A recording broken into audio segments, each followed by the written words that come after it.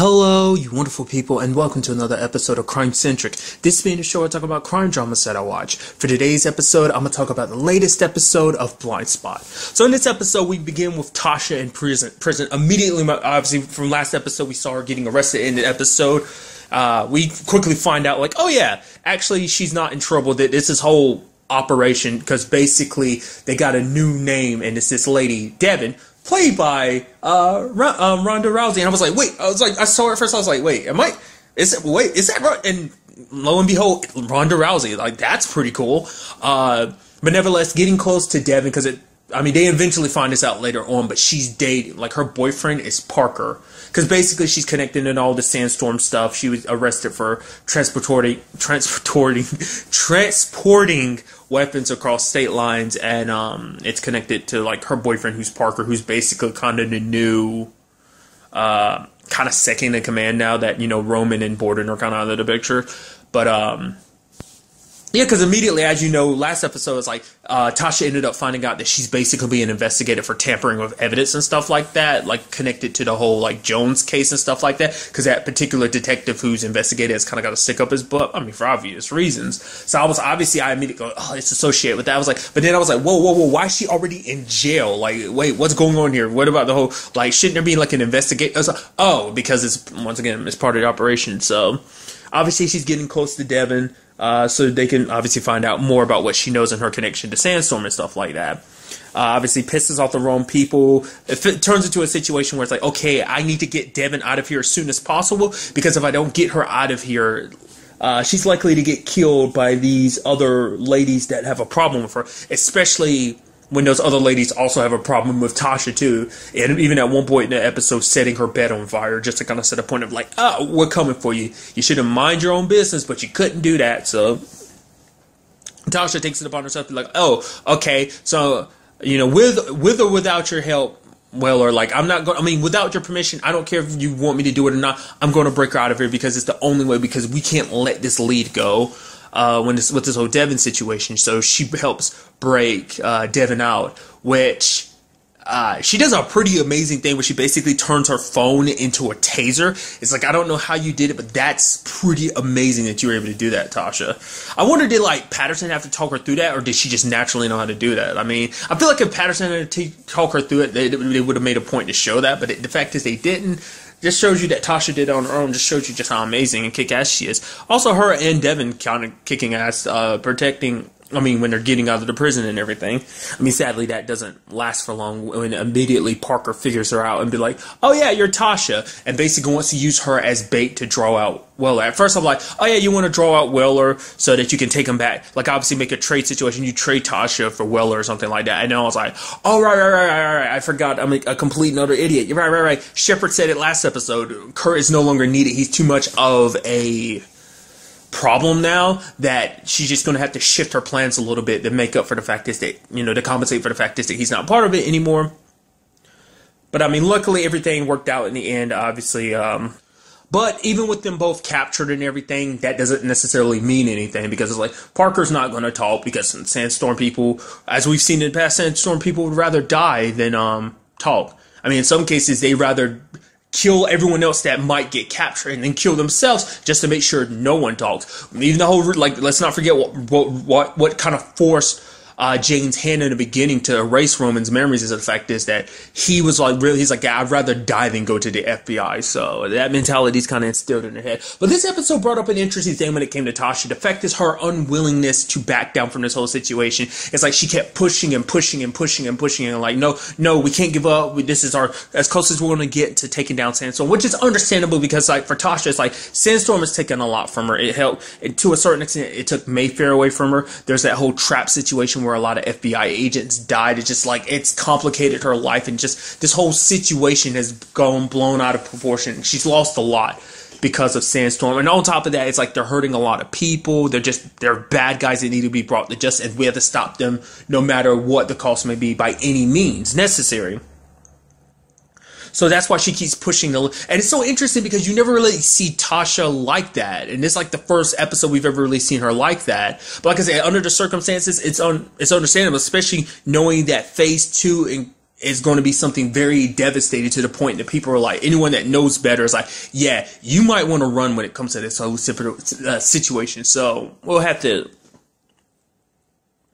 wait to kind of like, because basically she's talking to Reed later on about like, yeah, that basically they can't be doing this anymore. She's even talking to, she had talked to Kurt about it. Like, we have to go about, we can't play this like good guy game anymore. If we have to steep down to their level because it's the only way we're going to beat them, which is Kurt's like, no, that's not what we do. We have to be better than them. It's like, what's the point of being better than them if we don't stop them because they're going to kill a lot of people? So it's that situation of compromising your morals for the right reasons and stuff like that. It's like, become a bad guy for the sake of stopping very, very bad people. It's like, you know, cross that threshold to do whatever it takes. And it seems like even Reed's kind of like, no, doing that, like, that's not part of the FBI, which is kind of like she's alluding to the fact is that it might be somewhere else they can go to do that. Because even she's like, Kurt's only doing this because he's got one hand tied up behind his back and everything. And it's like, you know, Kurt's always been kind of a straight shooter when it comes to this whole situation, but the fact of the matter, you know, because for Tasha, she feels like she's not being listened to by Kurt. Like, I mean, it makes you wonder, will she try and talk to Jane or something? Because it's like, because she even says it herself, she's like, the only person he really listens to or opens up to, like, lets know what's on his mind is Jane. So maybe that'll be something. I didn't quite understand, like, know exactly what she was referencing when she was saying that. Now, unless it's something where Tasha will pretend to be the good FBI agent while on the sidelines doing some not so good stuff, almost going all vigilante to get whatever information she needs. I mean, we'll just kind of have to wait and see. Which, that whole situation does bring up the question, like, that's still a predicament that might come up and affect them. Obviously, in this particular situation, it didn't. I wonder, did Tasha actually tell Reed about the whole, like, detective still looking into Jones case or not? Maybe, maybe not. I mean, I feel like Reed didn't really say anything, so maybe that's something Tasha's kind of keeping to herself. But another time that the episode involved Jane finally telling Kurt the truth. Mainly because Roman was like, he's like, I'm tired of it. Like, you told me that you tell him, but you haven't told him. Like, he deserves to know. It's like, yeah, Kurt's done a lot for, like, obviously I'm not the same person I was, and Kurt's done a lot for me. And it's like, because he's done so much for me, he deserves to know the truth. Which Jane tells him, and obviously Kurt gets super pissed for obvious reasons. It's like, for one, Emma was so important to him, especially the way he phrases it later on. It's like, because for him, he kind of felt alone, because obviously the situation with him and his dad, obviously, how close he was to Taylor, and the fact of the matter, it's one of the few people he had in his life actively, you know, was Emma. And I'm sure in some cases Emma was like another mom. She was like the closest thing to a mom for him to have around that age and everything. But for him, it's like he'd already lost Taylor, and to lose her on top of it, he felt like he had nothing left. And she was also the only person that never told him to give up. It's like, oh, you never give up on Taylor. She never gave up on Taylor. And it's like, oh, we're always going to keep searching. So that's like that passion to keep going. It seems like it's not just Kurt. It also seems like it's part of Emma kind of, you know, carrying that torch on within him in some shape or form. But to find out, you know, it's like Roman, out of anyone, killed her. It's like, if it was an accident, it's like, that sucks. But that was probably in his mind how he always, obviously, it was set up to look like an accident. But it's like, in his mind, that's what it always was. And to find out in this whole situation that basically this guy that you be getting close to, like actually becoming friends with and actually caring about, is the one that killed this woman that you cared about. And on top of this, he had Jane lied about, because she's known for weeks and she hasn't said anything. It's like, you should have came to me immediately. But the fact of the matter, because him, like, obviously he knows Jane wasn't doing this, but it's like, in his mind, you could look at it playing devil's advocate. You could be like, oh, the fact of the matter is, you were using me just to make the situation better for your brother, like by lying to me and stuff like that. No, that was not what I wanted to do at all. And obviously, like I said, obviously that's the truth. You know, Jane was just in a very hard predicament, because obviously she wants to protect her brother, because she knew that if Kurt knew the truth, like, she didn't really know how he'd react. She knew he'd be pissed, but she didn't know what that would mean for Roman in that particular case. And, you know, especially when it comes to, like, as I said, someone that meant so much to him. But also, like, it sucks because for Jane, it's like, Kurt had gotten to the point, like, obviously they've been through this whole trust and distrust situation, and it's like they were coming back from it, and now it seemed like they were obviously last episode about to have that moment about the kiss, but now it's like that's all undone. Which you do have the moment where Weller ends up confronting Roman about it, and Roman apologizes. He's like, I'm not that same person anymore, but it doesn't change the fact is I took that person from you, and like, I'm sorry, because he even had to tell Weller, like, yeah, she didn't suffer, you know. He didn't make a big deal out of it because he's like, he understands why Weller's mad, and he's not going to fight him on it. And like, you know, he's like, I can't do anything to make up for what I did, and that's the thing. You can't change the past. What's done is done. And it's like, he's like, all I can do is. Basically, all he can do is not be that person he was anymore. Because him is like, yeah, that person I once was, he's dead. Like, he died the moment Shepard took my memories from me. And at the same time, he's like, don't blame Jane. All she was doing was trying to do what she believed was right. And Jane kind of says the same thing, like, don't blame Roman. Once again, he's not that same person anymore. So he's not the one that killed Emma. And it's like, but for Kurt, it's like, I have enough hate to kind of go around with both of you. But eventually Kurt kind of like, you know, we get to the root of the problem is because it's like, it's another person that he's lost because of their connection to him. Because like the whole point of killing Emma was for the purposes of making it so that no one alive would be able to be like, no, you're not Taylor Shaw, you know?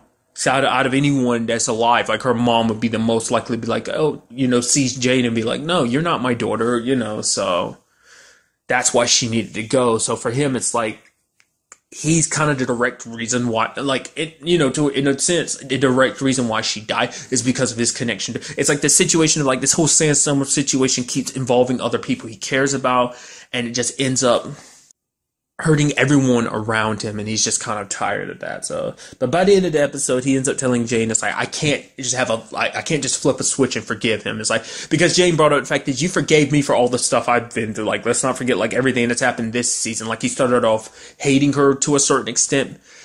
But more so than anything, I think it's because he had such conflicted feelings with her, because he did care for her so much when he thought she was Taylor Shaw, but then to find out she wasn't Taylor Shaw, and the same, like, it was just a flood of emotions about just that whole Taylor Shaw situation, plus finding out Jane's a mole and everything, so, but like I said, that kind of eased up because he kind of forgave her, but it did take some time, and maybe the same thing will happen to Roman, but their situations are different. In this particular situation, Jane pretended to be someone that he cared about and manipulated him in the FBI, where in Roman's case, he directly killed someone that Kurt cared about. So, like, you do see, like, kind of, like, the difference in, like, the weight of, like, each particular situation. So, very interested to see how things go forward with him and Jane. Like I said, with this new development, like, oh, they're getting close, but now it's like, nope, that's no longer the case. And also, kind of going along that same storyline, I guess it makes sense that it would happen, is the fact is they kind of alluded to it, because I was actually worried about, obviously, when I mentioned it earlier, Roman's like, yeah, I'm not that same person. That dude died when Shepard took my memories. You had Kurt look at him. I was like, part of me was wondering, like, is he going to, out of anger, like, tell Roman the truth? It's like, no, he didn't. I was like, but there's still a part of me that was worried that he was going to do that, but he didn't, because he wasn't, I guess, trying, you know, he's not in the mood to try and just straight out hurt Roman in that particular sense, when he obviously could, but all that would do is just complicate things and make it so he won't want to work with them and everything, so. But Roman ends up cutting his finger, and then he sees, like, Jane, like, patching up his finger, and then, like, he remembers the fact is that it was her who wiped his memory, which is like, because I was like, okay, one secret's out. I guess, like, just leaves us with one secret. It's like, nope, both secrets are now out. But the moment is Roman figures it out, it wasn't Shepard, it was you. He picks up a knife and gets ready to attack Jane, and that's where the episode ends. Which I guess is kind of showing the fact is that, kind of going back to the fact is that he isn't 100% not the same person. That Roman still exists in some shape or form. I mean, like, there's so many different ways this can go, because for one, who knows what this will do to him, because Dr. Sun brought it up. The fact is, you need to be careful, because if you're not careful, like, you know, you don't know what triggering certain memories might do to him. It might have like a psychotic breakdown or something like that, which might be what this is. But obviously, for one, it's like, you're the one that took away my memories and stuff like that. You're also the one that's been lying to me this entire time. Kind of the same situation as Kurt. But the fact of the matter is, like, you know, Roman's kind of got his, like, disassociative, like, situation going on. He's kind of been broken to an extent, so he's not like, he doesn't feel the same way other people do. You know, that whole conversation that kind of got brought up earlier this season and everything. So it's like, I I don't know what's going to happen there, because Roman did say to Kurt, it's like, yeah, don't blame Jane. She was just trying to do what she was right. Which, to be fair, it's the same thing. She was just doing what she thought was right. She wanted to protect her brother, but it was like, this was the only way she could protect him. And it's like, whether Roman will see it that way or not. I mean, right now he's just filled with rage. His emotions kind of get the best of him. So, but more so, like I said, the point is, this is showing that no matter how much he changes, no matter how much he goes through, that Roman who he used to be is still somewhere inside. And so that might eventually lead to him, kind of being like, yeah, I'm a lost cause. Like, I almost attacked you out of rage and everything. I mean, who knows? This might push him to go back to Shepard or something. I mean, it might not. Maybe he'll even lose his reason for wanting to help them in the first place. It's like, yeah, Shepard's a bad guy and everything, but his main motive for going after her was the fact that she took away his memories, took away his life, in his opinion. But now finding out that Jane's the one who did it. Like, I was not expecting him to get rid of both secrets at the same time. I wasn't expecting even Jane to tell Kurt what her whole... Like... It makes you wonder, like, would things have actually been better if she had told them all the truth from the beginning, both Roman as well as Kurt? Definitely very interested to see where that goes down in the next episode. Another story element that popped up in this episode is we ended up finding out that Patterson isn't sleeping in her house. Understandably so, and she kind of ends up talking about it later on, because she ends up snapping at one of the lab techs. His name's Stewart, because he kept messing with the computers. Like, he did like an update, but he's kind of new, so he didn't really know the protocol of like, oh, we shouldn't do this. But because basically it messed with their systems. Like, half their computers were kind of glitchy and messed up because of the update and everything. Like, there might have been some viruses and stuff associated with it. And basically had Patterson kind of flipping out on him and grabbing him and pushing him against the wall and everything, which she apologizes for. But it's because the whole boarding situation's had her on edge. And the fact of the matter is, she's looking at it like, she can't trust anybody, because, like, she's paranoid about it. Kind of coinciding with why she doesn't go back home. Remember the last time she was home, she like ripped her apartment apart, making sure there were no bugs there or anything, like, because everything about her, like, her body, her home, her mind was invaded by Borden. And just to find out, like, he got so close, and it's just like, it's almost a sense of like almost feeling dirty, like you can't scrub him away fast enough, or scrub him away at all. That there's always a piece of him there with you, which is kind of what she ends up talking with Dr. Sun about. The fact of the matter is, it's not just about other people. She can't even trust herself. Like, she second guesses herself almost every day because of just everything that's happened. And Dr. Sun's kind of basically like, she has to kind of move past this. Like, she has to find a way to move past it. Because the fact that, because it's something that, obviously Patterson's like, she never got the closure she wanted. It's like, she's one of those people, she strives so hard to go after Borden, but the fact of the matter is, it ended with him basically putting himself in a situation where he died. So she never got what would have kind of been closure for her. So he kind of took that away from her, and it's almost like he's still there having that tight grip on her, so. That's like a big thing we can get across in this episode. The fact is people's willingness to want to do anything to stop things. Jane's willingness to do anything to save her brother's life with this whole situation, obviously wiping his memory. Then there's like, Tasha kind of doing whatever like she needs to stop Sandstorm, and maybe she's going to try and convince Reed as well as Kurt to kind of follow suit. And then, also have like Patterson wanting to do whatever it took to get Borden just so that she could clear her mind and everything. Let's not forget the whole tooth situation. That's another form of invasion. I guess that technically coincides with the whole head situation, but not the point.